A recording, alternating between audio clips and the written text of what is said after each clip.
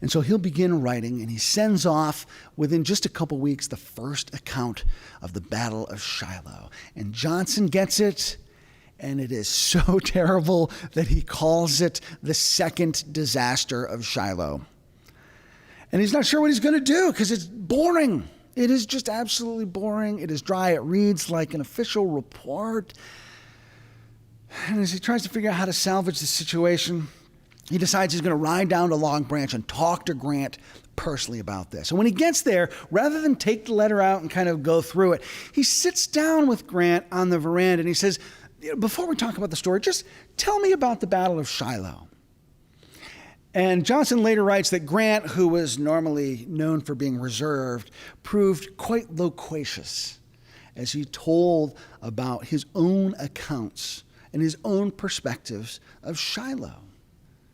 And Johnson says, that is what I want right there.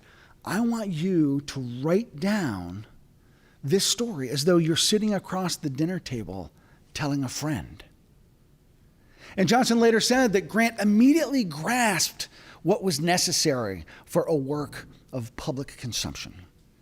They didn't even end up having to talk about the story at all as Grant had written it. And Grant immediately said, I've got some ideas. And so on the 3rd of July, Johnson gets a revision. And it is fantastic. He is delighted. It needs a couple nips and tucks here and there just for style and grammar, but he says it was nearly perfect.